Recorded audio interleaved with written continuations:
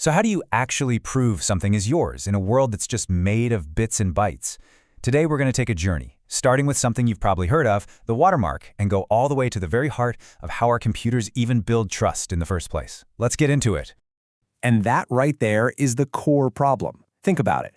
Digital information can be copied perfectly, an infinite number of times, with zero loss in quality. So if you take a photo or write a song, and someone else just copies it, their copy is completely identical to your original. How on earth can you prove you're the one who made it? Well, to get our heads around the solution, let's actually take a step back into the physical world. We've all seen a watermark, right? You hold a $20 bill up to the light, and you see that faint image inside the paper. It's physically pressed into the paper itself, a mark of authenticity that's really hard to fake. I mean, it's a solution that's been around for centuries. Okay, so how do you create that same kind of physical stamp, but for digital stuff? The answer, of course, is the digital watermark. But instead of, messing with paper fibers, we're subtly tweaking the actual ones and zeros of the file itself. We embed a hidden signature that can identify the owner, the creator, or maybe even who it was sold to. Now, this is probably the kind of watermark you see all the time online, a visible one. Its job is not to be subtle. It's a big, clear stamp that basically screams, hey, this belongs to someone and you need permission to use it. And honestly, it's a pretty darn effective deterrent.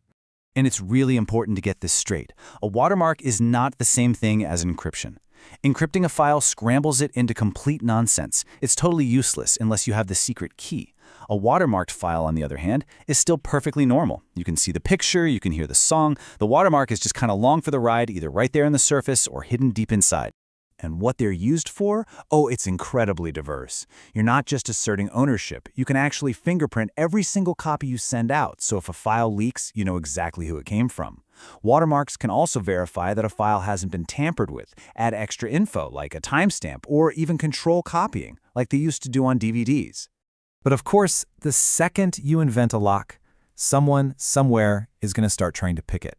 And so begins this fascinating, endless game of cat and mouse.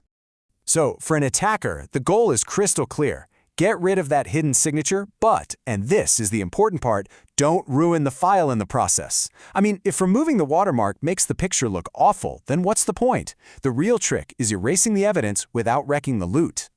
And some of these attacks are really clever. Take the mosaic attack. To fool the automated bots that crawl the web looking for stolen images, an attacker just chops the image up into a bunch of tiny pieces. The bot can't see the full watermark, so it moves on.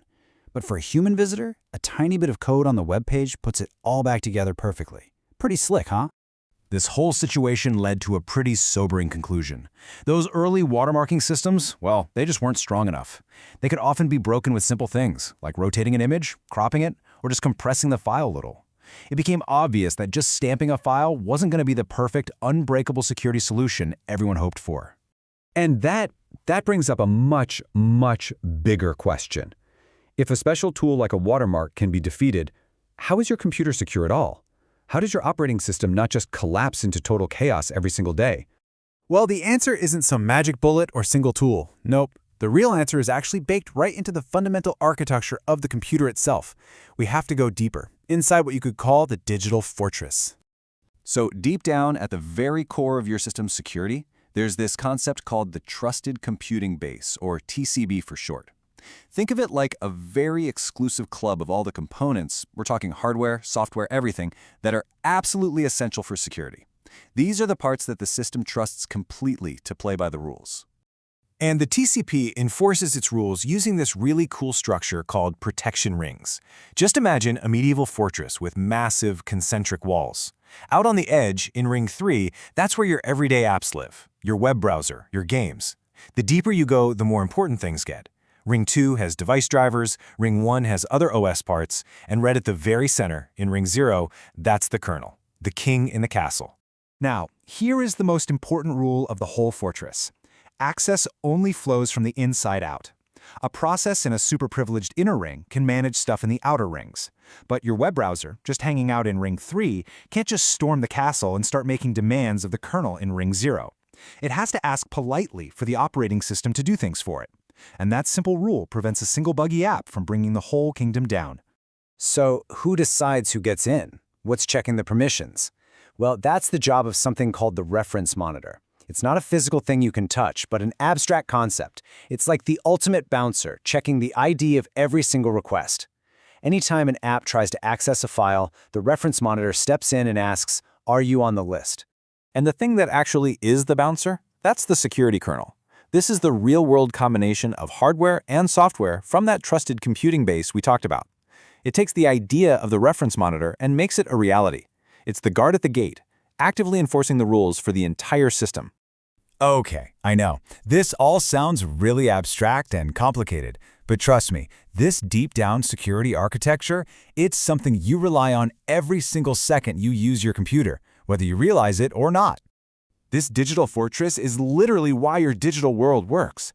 Ever had one browser tab crash, but your whole computer didn't die with it? Yeah, that's these rings and memory protection doing their job. It's what keeps your files completely separate from your brother's on the same laptop. It stops a random program from snooping around in memory where it doesn't belong. This whole structure is the stable, trusted foundation that everything else, including your antivirus software, is built on. So, think about where we went. We started with a simple watermark, just one layer of security, and we traveled all the way down to the security kernel, the absolute bedrock of trust in our machines. It just goes to show you, our digital lives aren't protected by one single wall, but by layers upon layers of carefully designed trust. Which leads to one final thought. How deep does that rabbit hole go?